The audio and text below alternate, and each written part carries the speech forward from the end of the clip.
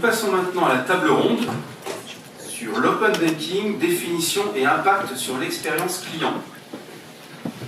J'invite Madame Joëlle Durieux, directrice générale de Pôle Finance Innovation. Oui, merci. Alexandre Vellu, fondateur de Invio, et Benoît Blin, account manager chez Universal.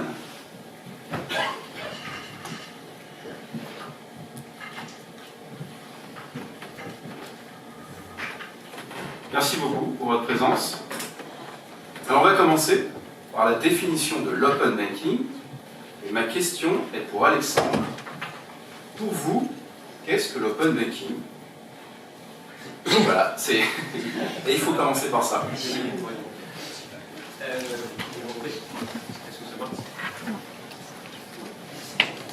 Vaste question, je pense qu'à défaut de donner Et souvent la plus dure. une définition exhaustive de ce concept, qui s'apparente plus à un concept d'open banking, je pense qu'il faut retenir derrière cette idée deux éléments clés. Le premier, c'est la portabilité des données clients, c'est-à-dire qu'aujourd'hui, l'open banking va permettre aux clients de reprendre le contrôle de ces données qui étaient historiquement cloisonnées au sein des acteurs bancaires. Donc là, de pouvoir dire, c'est ce que disait Pierre précédemment, de pouvoir dire ces données, je contrôle qui pourra les utiliser ou non. Donc ça, c'est le premier point sur la portabilité des données. Et de ça découle la diversification des produits et services financiers qui vont permettre aux clients d'avoir un service personnalisé et donc après d'apporter justement beaucoup plus de choix, un portefeuille de produits beaucoup plus large. Donc pour moi, l'open banking se résume à ces deux éléments, la portabilité des données et la diversification des produits et services financiers, et qui après découle de tout un tas d'avantages pour le client final, que sont une réduction des coûts, personnalisation, comme je disais précédemment, du service, etc. Voilà la définition que j'apporterai à cette... Et donc finalement, on le ressent, hein, les SP2... c'est le concept même de cette directive, c'est de dire à qui appartiennent les données et qui en a contrôle. Donc sur le premier sujet, comme j'évoquais, et puis l'autre sujet sur la diversification. Alors est-ce que vous pouvez nous dire deux mots sur le retard, ou pas d'ailleurs, par rapport à l'open banking en France, en comparaison avec nos voisins européens? Je serais assez optimiste sur ce sujet, encore une fois, comme Pierre précédemment. Je pense qu'à défaut de parler de retard, la réalité c'est qu'en Europe aujourd'hui, sur le sujet européen, à défaut de parler local sur la France, on est en avance, c'est évident. Beaucoup de pays nous regardent, même si on pourrait penser que d'avoir trop de contraintes réglementaires pourrait être contraignant pour le business. Là, je prends le problème plutôt à l'envers, c'est-à-dire quand on regarde par exemple aux États-Unis, aujourd'hui il n'y a pas de directive claire qui a été établie sur le sujet. Donc historiquement c'est un peu la manière de fonctionner des États-Unis, c'est qu'à défaut de mettre des réglementations, ça permet à des acteurs de se déployer très rapidement. Vous avez peut-être, vous pouvez vous rappeler du sujet de Lending Club qui finalement a grossi très vite, et le jour où il y a eu un scandale, on s'est dit que ce serait peut-être pas mal de mettre une association dans le crowdlending pour réguler et contrôler un petit peu tout ça.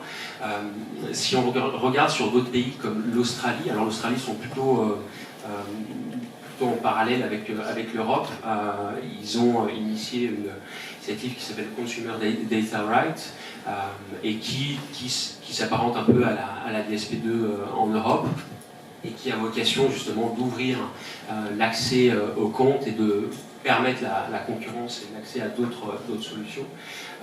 Après, il y a plein d'exemples. Si on regarde du côté de l'Amérique latine, par exemple, le Mexique a passé une loi sur la fintech au sens large, pas que sur la donnée ou le paiement, et qui inclut dans les réflexions des sujets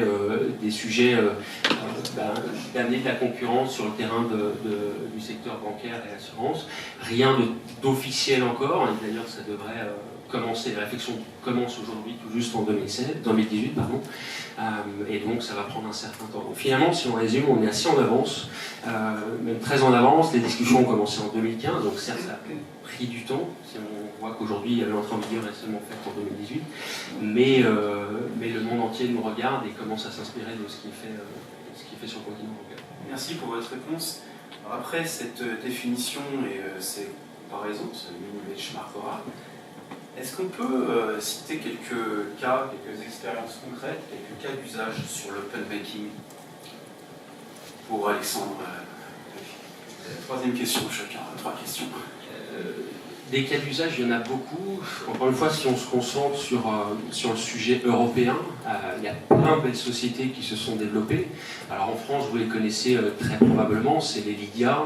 Lydia, vous avez probablement entendu parler dans l'actualité récemment, ils ont lancé une offre nouvelle qui s'appelle Meta Bancaire, qui permet en fait à un utilisateur de piloter l'ensemble de ses comptes bancaires au travers d'une seule application et d'avoir une expérience utilisateur qui est juste fabuleuse pour être utilisateur de cette solution, qui nous permet en un clic, sans aucune contrainte et avec un graphique qui je pense aussi à son importance, c'est ce que regarde aujourd'hui l'utilisateur, qui est juste extraordinaire. Donc ça, c'est des exemples que vous connaissez.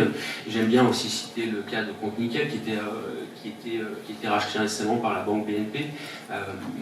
Finalement, quand on regarde un peu, on pourrait se dire que 500 000 à 600 000 utilisateurs, c'est pas grand-chose à l'échelle de BNP. Mais quand on essaie de creuser un peu et qu'on regarde l'usage qui a été fait par ces 500 à 600 000 utilisateurs, ce qu'on réalise, c'est que ces utilisateurs étaient plus prêts à aller dans une agence bancaire pour ouvrir un compte, pour gérer leurs finances, mais ils allaient dans un bureau de tabac avec lequel ils avaient une proximité beaucoup plus forte. Donc ça, c'est pour les cas français que vous connaissez. Si on regarde le sujet plus global, et notamment sur le Royaume-Uni, qui finalement en Europe reste, Brexit ou pas, le plus gros marché d'un point de vue fintech, vous avez des sociétés comme Revolut, qui sont très médiatisées aujourd'hui et qui d'ailleurs vient encore d'annoncer un autre produit, Revolut Connect, qui a vocation justement à défaut de proposer une solution de paiement et de transfert d'argent, a vocation à permettre sur la partie business de Revolut d'accéder à tout un tas de services et à permettre à l'entreprise de contrôler ce qui est fait avec ces données. Par exemple, une société utilise de manière quotidienne des solutions de comptabilité, des solutions comme Slack, de partage ou de gestion entre les équipes. Et donc ça Revolut aujourd'hui le permet. Cette annonce tend justement de plus en plus vers le modèle de banque ouverte. D'autres exemples comme Monzo aussi, qui est ce qu'on appelle une néobanque. On crée quelque chose d'assez fascinant, c'est qu'ils ont construit exclusivement leur modèle sur les retours utilisateurs. C'est-à-dire qu'ils ont commencé par un forum, et ce forum avait vocation à créer une certaine confiance et créer une communauté, et l'ensemble des produits qui sont développés aujourd'hui par cette société Monzo découlent de demandes directes de clients. Ce qui fait qu'aujourd'hui, ils ont des millions d'utilisateurs, c'est probablement l'une des banques les plus puissantes d'Europe, avec une expérience client qui du coup répond à des besoins directs. C'est pas tant la société Monzo qui impose ses produits et services aux clients, mais c'est les clients qui demandent ces services et ensuite ils sont développés sur mesure. Donc voilà pour quelques clients, je pourrais en citer encore beaucoup d'autres, mais je pense que... Merci Alexandre pour ta réponse complète. Je voudrais maintenant m'adresser à Joëlle Durieux, que je remercie une nouvelle fois d'être présente aujourd'hui. Donc Joëlle Durieux, directrice générale du pôle Finance Innovation. J'aimerais vous poser une question simple. Quels sont selon vous les challenges en fait, de l'open banking? Bonjour. D'abord, merci à Participe d'avoir organisé cette journée. Participe qui est partenaire du pôle Finance Innovation depuis longtemps. Les challenges de l'open banking. Alors, d'abord, j'ai trouvé formidable l'introduction de Steve et puis de Maître Storer. Très clair. Nous, le pôle Finance Innovation, nous sommes basés ici, d'ailleurs au 4e étage, je fais un petit peu de promotion. On est là depuis 10 ans et on a vu l'avènement d'innovation. Il y a 10 ans, lorsqu'on a collé le mot innovation avec, on va dire, banque ou assurance, c'était un oxymore. Et donc, on a lancé en 2010, Macha, tu es là. Macha, où es-tu? Voilà, elle est partie. Bon, Macha, du Crédit Mutuel Arkéa, on a lancé le premier livre blanc sur l'innovation dans l'assurance. D'accord. Et c'était une vraie révolution intellectuelle, culturelle. Ensuite, de proche en proche, on en a lancé 11. L'avant-dernier étant la transformation digitale du secteur bancaire. C'était le premier livre blanc sur la banque, alors qu'avant, c'était l'assurance qui était précurseur. Pourquoi c'était l'assurance ? Parce qu'en fait, l'assurance s'occupe de sujets plutôt sociétaux, environnementaux, à caractère humain. La banque, c'était le paiement, essentiellement. Et aujourd'hui, donc, on voit... Alors, on a vu arriver... Donc, nous, le Finance Innovation, on est là, on a été créé par l'État, il faut le savoir. Donc, on dépend du ministère de l'Économie et des Finances. Et on était là pour mettre ensemble des gens qui ne se croisent pas au quotidien, c'est-à-dire des académiques, des grandes écoles, des labos, des grands groupes financiers et surtout des start-up, pour travailler sur la finance du futur et là donc la compétitivité de l'industrie financière et la création d'emplois. Et la compétitivité de l'industrie financière, elle agrégeait donc ces gens donc du monde académique, ces grands groupes et évidemment ces start-up qui étaient assez agiles et qui avaient plein d'idées. Et qui surtout créaient de l'emploi. Et aujourd'hui, donc depuis 3 ans, 4 ans, on entend parler de FinTech. On entend parler, a pris le pas sur la FinTech, la blockchain. Et puis finalement, après la blockchain, a pris le pas sur le mot blockchain à l'échelon international et de façon virale, l'intelligence artificielle. Et puis maintenant, on prend le pas sur l'intelligence artificielle et de façon virale, tout ce qui est cryptoactif. Et maintenant, ça continue et on en est aux ICO. On s'aperçoit que le monde entier s'approprie la finance de façon complètement différente, sous l'impact d'une nouvelle génération. Alexandre n'a même pas 27 ans. Moi, il m'épate. Et donc, les gens ont pris en main leur destin financier. Alors, et on le voit, c'est une lame de fond. C'est une lame de fond, c'est comme l'avènement d'Internet il y a 30 ans, presque. C'est une lame de fond. Et les banques, aujourd'hui, dans Finance Innovation, tous les projets dans la filière bancaire, on a 6 filières, la banque, l'assurance, la gestion d'actifs, l'immobilier, les métiers du chiffre et du conseil et l'économie sociale et solidaire. Dans la banque, plus de la moitié des projets innovants qu'on labellise sont ciblés sur le paiement.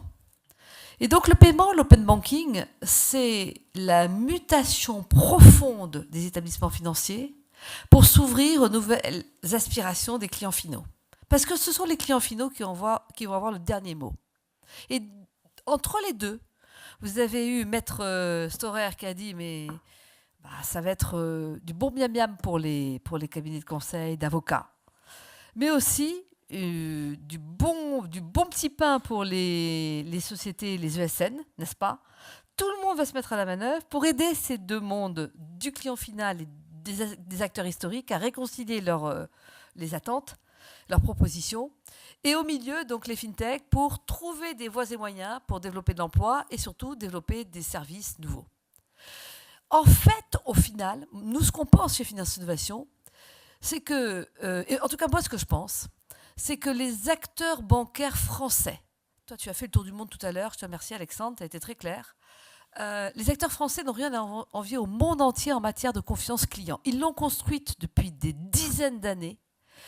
Je ne parle même pas des acteurs assurances. Et le plus gros capital de l'Europe, et surtout des acteurs bancaires français, c'est ce capital confiance qu'ils ont avec leurs clients finaux, parce qu'ils l'ont construite pas à pas. Et Dieu sait si on en aura voulu à chaque fois qu'il y avait des problèmes avec le client final.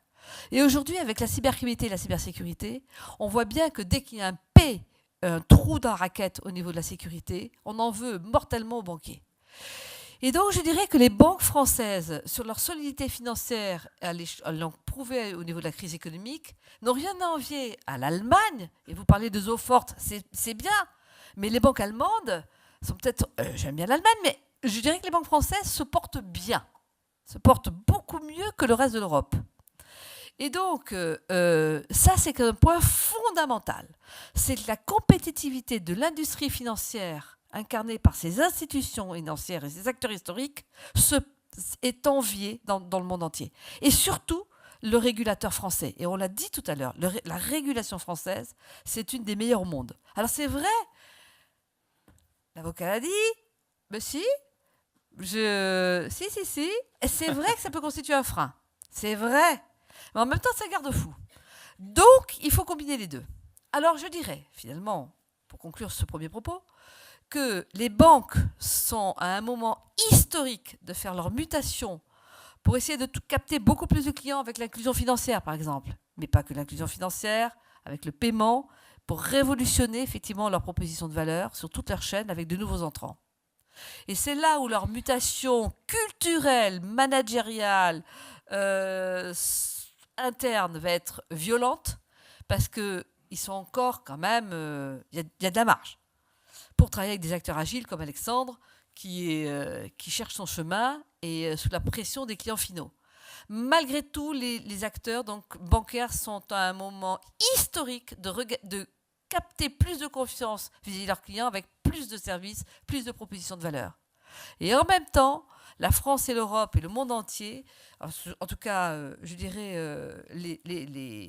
l'Europe, est à un moment historique pour créer plus d'emplois sous ces nouvelles propositions de valeur et grâce à ces nouveaux entrants que sont toutes ces sociétés entrepreneuriales, quelles qu'elles soient, qui sont entre le client final et les acteurs historiques qui captaient toute la relation pour créer d'autres propositions innovantes, créatrices de valeur et créatrices d'emplois, et donc qui militent pour la compétitivité du secteur financier européen, de l'industrie financière européenne et donc de l'industrie française, dont on sait qu'in fine les mathématiciens et les ingénieurs sont parmi les plus présents dans le monde pour développer le digital dans l'industrie financière. Donc je dirais que c'est une lame de fond, elle est inéluctable et de toute façon cette industrie va changer profondément. Et je dirais dernièrement, en dernier lieu, il ne faut pas opposer les gens, que ce soit les acteurs nouveaux, les nouveaux entrants et les acteurs historiques. Nous on est pour le travailler ensemble et vouloir dénigrer un monde au profit de l'autre et réciproquement est contre-productif quand on sait la qualité de nos établissements financiers aujourd'hui. Merci beaucoup, Madame Joëlle. Je me permets oui. d'insister sur un point qui, je pense, est fondamental que vient d'évoquer Joëlle, qui est celui de l'aspect culturel dans les banques. Je pense qu'à défaut d'avoir un challenge technologique, je pense que ça, de toute façon, la technologie aura toujours raison et on y arrivera. Comme l'évoquait Joëlle, il y a beaucoup de cas d'usage aujourd'hui qui le prouvent. L'aspect culturel, c'est pas quelque chose qui s'invente du jour au lendemain. Et ça, aujourd'hui, je pense qu'il y a un énorme travail à faire de la part des acteurs traditionnels sur l'aspect culturel. Juste un chiffre que je me permets de vous glisser, il y a quand même 68% des banques aujourd'hui qui pensent que la DSP2 leur fera perdre le contrôle sur leur interface client. Donc à défaut de le voir comme une menace, je pense qu'il faut aussi réfléchir de manière inverse, comme l'a fait BBVA par exemple, ils ont créé une plateforme d'API, ils ont recruté énormément de talents qui sont issus du domaine du secteur FinTech, des personnes qui ont très bien réussi dans ce domaine-là pour vraiment expliquer cette culture de l'innovation en interne, et je pense que pour moi c'est un élément qu'on évoque peu mais qui va faire la différence sur des acteurs dans 10, 20, 30 ans qui auront pris la vague et dans la bonne direction. Ouais, donc. Merci Alexandre. Qu'est-ce que vous avez envie de répondre, Madame Joëlle Durieux, sur cette question des économistes qu'on entend un peu partout nous expliquer finalement que les innovations, l'open banking, les API, etc., on a du mal encore avoir un vrai impact macroéconomique sur la productivité, sur l'emploi. Qu'est-ce que vous avez envie de leur dire? Et je m'excuse auprès d'eux, je fais partie. Ouais. Bon, mon président est économiste, c'est le président du service des économistes, je ne le cacherai pas, n'est-ce pas? Donc je ne vais pas m'exprimer à sa place, mais je vais essayer de répondre à mon niveau. Alexandre, tu as cité BBVA, tu as raison. Il y a 2 ans, je crois que c'est il y a 2 ans, mais je ne vois plus le temps passer. Je crois que c'est 2 ans ou 3 ans maximum. Ils ont viré tout l'état-major, toutes 30 personnes de l'état-major pour les remplacer par 30 jeunes de moins de 30 ans. Donc c'était violent. Alors le président de BBVA, il a été violent. Bon, voilà. Alors, oui, ils disent qu'il y a un sacré peu de... Voilà Macha, ma petite Macha, j'ai parlé de toi tout à l'heure. Bonjour Macha. Et non, mais Macha, j'ai raconté comment on lançait le premier livre blanc il y a 10 ans sur l'innovation dans l'assurance et qu'on s'est arraché la tête en se disant innovation et assurance, ça va... Est-ce que ça va ensemble? J'ai dit que c'était presque un oxymore.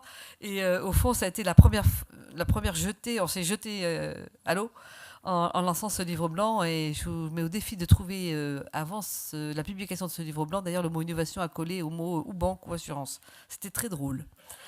Alors, qu'est-ce qu'il dit, Pascal? Ils disent que ça ne crée pas il y a Voilà, pas c'est d'impact. ça. Vous savez, oui, voilà, exactement. Les effets sur la Les effets, oui, Gervais le dit, oui. macroéconomie, la croissance, on a du mal encore à percevoir tout Oui, ça. on voit rien. Voilà. Alors, je vais citer quelqu'un que j'ai vu hier. Alors d'abord, je vais citer quelque chose parce que moi, je suis très patriote. Il n'y a que les Français, mais je ne sais plus qui a dit ça, qui pensent que le paradis, c'est vraiment au ciel et que l'enfer, il est vraiment en France. Et donc, il faudrait quand même qu'ils arrêtent de s'auto-flageller. Deuxièmement, moi qui viens du bon menteur depuis 30 ans, ça fait 10 ans que je suis dans le monde des startups financières et des fintechs aujourd'hui. Je suis passionnée par le monde des fintechs, je les trouve extraordinaires et bourrés de jeunes et bourrés de talents. Alors maintenant, l'impact. Eh bien, nous on remarque que je vous ai donné la succession de mots, d'abord fintech, puis blockchain, puis IA, puis machine quantique, puis cryptoactifs, puis ICO. Tout ça mis bout à bout donne le vertige. Et pourtant, si vous regardez bien dans toutes les productions, quelles qu'elles soient, c'est vrai que la notion de métier est très light. Intelligence artificielle, pour l'instant, la notion de métier sur la partie finance et d'expertise métier, on n'en parle pas beaucoup. Et d'ailleurs, au mois de juin, je vous invite le 27 juin à venir au Palais Brognard, puisqu'on lance donc, c'est la 7e édition de FinTech Community. On va produire le livre blanc sur l'impact des nouvelles technologies dans le secteur financier. Et justement, on a pris l'impact au sens global sur le secteur financier avec des exemples venus d'autres industries. Parce que la révolution, elle est mondiale et elle est sur toutes les industries. Tout le monde va être disrupté par l'intelligence artificielle et demain les machines quantiques. Donc en réalité, la couche métier, finalement, elle devient marginale parce que c'est, encore une fois, une révolution et une mutation de toutes les industries et pas seulement l'industrie financière. Quant à son impact sur la production et l'économie, ouais, je dirais que pour l'instant, pour avoir vu ce qui se passe en France et pour bien connaître les fintechs, quelles qu'elles soient d'ailleurs, les grosses comme les petites, celles qui sont les plus connues comme les moins connues, elles restent fragiles. Pardon, mais elles restent fragiles. Et elles ont besoin de quoi? Et j'aimerais bien qu'on se pose la question, tous ensemble, puisque vous êtes là ce matin, et je l'ai posé aux acteurs historiques, qu'est-ce qu'il faut, qu'est-ce qui manque à la France? Je vous pose la question à vous, et venez, on peut se reparler après, hein, parce que nous, on est au 4e étage. Ils ont aussi 3 questions. Qu'est-ce qui nous manque, mes amis, pour créer la licorne française de demain? Pardon, mais est-ce qu'on peut répondre à cette question? Puisqu'en fait, aujourd'hui, on fait cocorico, c'est vrai que l'industrie française, elle est bonne, elle est enviée, les Français sont présents majoritairement aux États-Unis, chez Google, Amazon, etc., Facebook. Mais qu'est-ce qui nous manque à nous pour créer le champion de demain? Qu'est-ce qui nous manque? De l'air. Ok, donc c'est Hidalgo? Non? De l'air économique, de l'argent, il y en a. Hein. Alors de quoi? Des marchés? Moins de contraintes? Lesquelles? Moi, je voudrais qu'on s'interroge tous ensemble, et c'est la question qu'on va poser chez Finance Innovation le 27 juin, qu'est-ce qui manque à la France pour créer les champions de demain? Pardon, mais que font les acteurs historiques? Que font les fonds? Que font les fintechs? Que font les sociétés d'accompagnement, les cabinets de conseil et les avocats? Que font qu'est-ce qu'on attend pour créer nos champions de demain? Et je voudrais que tous ensemble, on aligne les planètes pour que Alexandre, mais pas qu'Alexandre, parce qu'il est juste à côté de moi, donc c'est pour ça que je parle de lui, puis je le connais par cœur, mais qu'est-ce qu'on fait pour que nos boîtes percolent à l'international, que nos acteurs historiques qui sont basés dans le monde entier, prenons les banques ou les compagnies d'assurance qui ont des implantations dans le monde entier, qu'est-ce qui les empêche d'ouvrir les marchés à nos fintechs dans le monde entier? Et précisément sur l'impact de la DSP2 et de toutes les réglementations qui se succèdent, qu'est-ce qu'on attend, puisqu'on a des bonnes régulations, pour précisément créer les champions de demain ensemble? Et c'est pour ça que je n'aime pas qu'on oppose les deux mondes. Il faut vraiment les combiner, parce que si on les oppose, on n'aura pas de champions. Mais si on les combine, on aura des champions, à condition qu'on pousse tous dans le même sens. Merci beaucoup, Madame Joëlle Durieux. J'ai maintenant une question. Tu peux dire Joël, hein. Parce que moi, je te connais depuis 17 ans. Hein. Oui, bon, aujourd'hui, on est dans un cadre un peu... Ah ouais, tu peux dire Joël. Hein. Je t'autorise. Maintenant, mon âge me permet de... Tu peux y aller. Bien, merci Joël. On peut l'applaudir, je pense. Non. Je voudrais poser une question à Benoît Blin. Dans le cadre de l'open banking, quels sont les impacts de la signature électronique, sur l'expérience client? Alors, bonjour à tous. De l'intervention précédente, j'ai relevé 3 mots: révolution, mutation, confiance. Donc, pour vous présenter Universign, pour ceux qui ne connaissent pas et qui ne connaissent pas très bien la signature électronique, nous sommes justement un tiers de confiance et nous participons également à cette petite révolution du système bancaire et notamment dans les fintechs. Qu'est-ce qu'a apporté l'open banking à la signature électronique ? De l'ouverture, principalement de l'ouverture, notamment avec la possibilité d'agréger des données, comme ça a été évoqué précédemment, par tous les nouveaux robots advisors qui agrègent des données et qui permettent de faire ensuite de la distribution de produits financiers. Donc ces sociétés sont 100% dématérialisées, 100% digitales et participent à une sorte de révolution également du système bancaire, puisqu'elles sont fortement observées par les banques institutionnelles qui sont, le mot est un petit peu fort peut-être, mais ringardisées par ces nouvelles sociétés qui distribuent des produits financiers. Donc nous accompagnons déjà les fintechs depuis maintenant plusieurs années, notamment tous ces robots advisors, et les banques maintenant commencent à abandonner les solutions de signature électronique mises en place il y a plusieurs années, parfois presque 10 ans, des solutions internes ou des solutions qui ont été choisies sans vraiment regarder les différentes réglementations qui ont été mises en place. Et aujourd'hui, les banques continuent de faire signer beaucoup de documents en papier, tous les contrats d'assurance vie, les PEA, les PERP, les comptes titres et autres. À chaque produit financier, il y a des dizaines et des dizaines et des dizaines de pages de contrats. Là où certaines fintechs, eux, sont passées sur du 100% digital. Donc l'impact de l'open banking sur la signature électronique, ça nous permet d'entrer maintenant dans les banques qui recherchent un prestataire de services de confiance qualifié, un tiers de confiance, pour lequel c'est le métier, et pas une solution interne qui a été développée pour répondre à une problématique technique qui n'est pas qualifiée, et du coup, ils ont peut-être un petit peu peur de mettre en place des produits à risque en signature électronique, notamment les produits d'assurance vie, avec potentiellement de la contestation et des enjeux financiers élevés, avec leurs solutions de signature électronique interne ou un peu vieillissantes, qui ne sont pas adaptées au niveau réglementaire à la signature de ces produits. Donc principalement pour répondre à la question, c'est l'ouverture et nous permettre en tant que spécialistes et tiers de confiance de rentrer dans ces banques institutionnelles plutôt que de rester sur les fintechs qui eux ont un petit pas d'avance. Merci Benoît. Quels sont les différents bénéfices de la signature électronique ? Alors, les différents bénéfices sont relativement simples et je pense que vous les avez déjà en tête. C'est que tout se fait bien évidemment en ligne.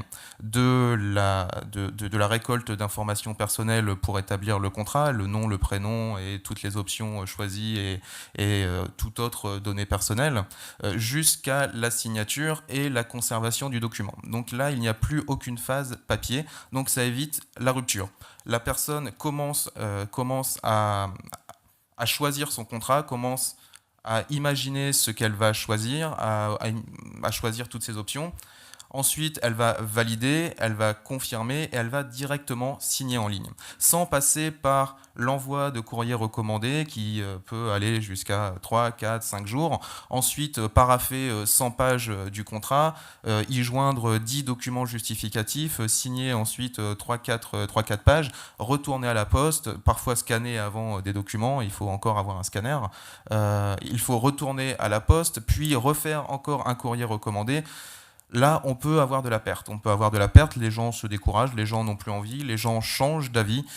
Donc, il y a de la perte. Donc, la signature électronique permet d'éliminer cette rupture, permet également de réduire la perte, donc d'avoir des taux de transformation qui augmentent sur les contrats. Et pour le signataire, c'est tout de même beaucoup plus pratique. Ça lui réduit lui, beaucoup de temps. Je ne sais pas s'il y en a encore qui vont à la poste, mais vraiment... on peut y passer beaucoup de temps, donc ça peut décourager, même pour un contrat important. Certains vont encore à la poste? Oui, non? Une personne? Alors c'est très compliqué d'y aller, on perd beaucoup de temps. Et également des économies. Les économies pour vous sont peut-être pas tout à fait visibles là maintenant, mais j'imagine que vous avez encore dans vos sociétés des espaces de stockage de documents papier avec beaucoup de classeurs, avec des années dessus, des années qui peuvent remonter à très très loin. Le prix du mètre carré en région parisienne est tout de même assez élevé. Des archives qui peuvent faire 10, 20, 30, 50 mètres carrés, voire 100 pour des grosses sociétés, ça coûte de l'argent. Également, imprimer des centaines et des centaines de pages de contrats pour des milliers, des millions de clients, ça coûte de l'argent.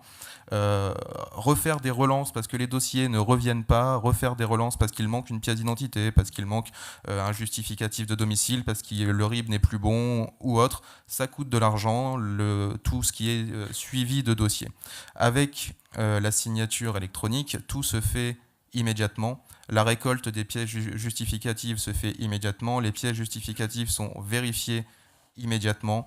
La personne a signé son contrat et une fois que le contrat est signé, le contrat est conservé de manière également électronique, ce qui libère de la place. Donc du temps pour le client et pour le signataire, un taux de transformation élevé sur les retours des contrats et des économies d'argent. Merci beaucoup. Benoît Blin, une dernière question. Il y a aussi des problématiques juridiques et aussi de risques pour les banques et les clients. Quelle est la valeur juridique de la signature électronique et quel risque donc pour les banques et les clients? Alors, la valeur juridique de la signature électronique est exactement la même qu'une signature manuscrite, donc c'est tout à fait légal et réglementé depuis maintenant très longtemps, puisque la première loi, le premier décret date de 2001. Donc ça fait maintenant 17 ans. Ça s'est développé plus fortement et c'est peut-être maintenant un peu plus connu avec le règlement européen, donc qui date de 2014 et sa mise en application du 1er juillet 2016. Le règlement européen EIDAS, EIDAS, qui encadre tous les services de confiance numérique de l'Union européenne, a harmonisé toutes les normes nationales pour en faire un règlement qui va être suivi par tous les pays de l'Union européenne. Ce règlement a permis l'essor de la signature électronique, on va dire, dans le grand public, puisqu'on en a discuté assez fortement, et a permis au moins de structurer les choses avec des niveaux de signature. Les niveaux de signature qui sont à mettre en parallèle avec le niveau d'exigence souhaité en fonction de la situation.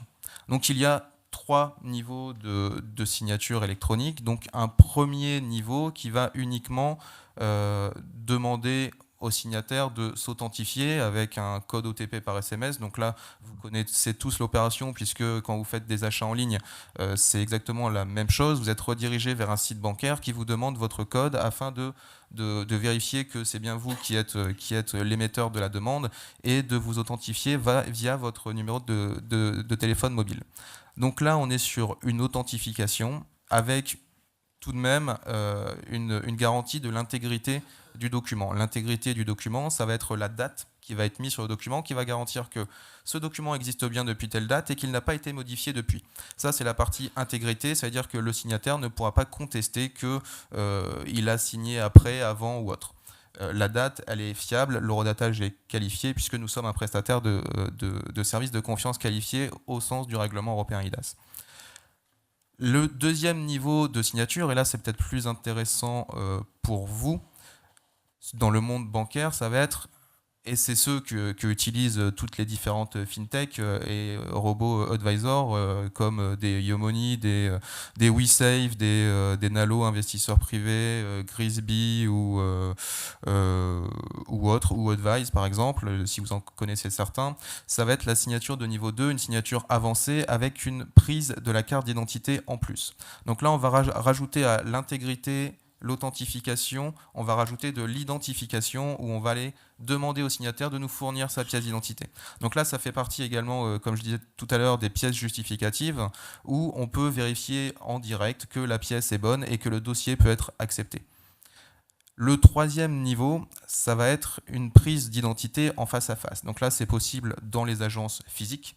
Donc il y en a de moins en moins, mais elles existent toujours, où on peut faire de l'identification en face à face, et là on a un haut niveau de sécurité. Donc dans le monde bancaire, par exemple, ces différents niveaux de signature peuvent être utilisés dans différentes situations. Une banque qui connaît déjà son client. Le client a déjà son compte, il a déjà rempli différents documents, il a une carte bancaire qui lui a été envoyée par courrier, un code dans un différent courrier, qui se connecte à un espace connecté avec un login mot de passe, avec une authentification forte, etc. La banque connaît son client. Là, on peut utiliser de la signature de niveau 1, puisque en parallèle, la banque a déjà mis des processus d'identification et d'authentification sur ce client.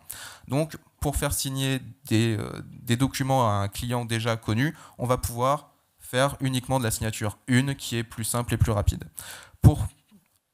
Par exemple, les filiales épargne, patrimoine des banques, qui eux ne connaissent pas leurs clients, qui vont aller chasser sur des prospects, là il faut rajouter la partie identification. Et dans ce cas-là, on va plus partir sur de la signature 2 ou 3 avec la récolte des pièces d'identité, qu'elles soient en ligne ou en face à face. Donc le règlement européen a posé des différents niveaux de signature qu'on peut utiliser dans différentes situations afin de protéger à la fois le client et le signataire. Il faut savoir qu'en tant que tiers de confiance, on met à niveau équivalent le client et le signataire. On protège les deux de la même façon. Merci. Merci beaucoup. Je vois que le temps de la table ronde s'est écoulé.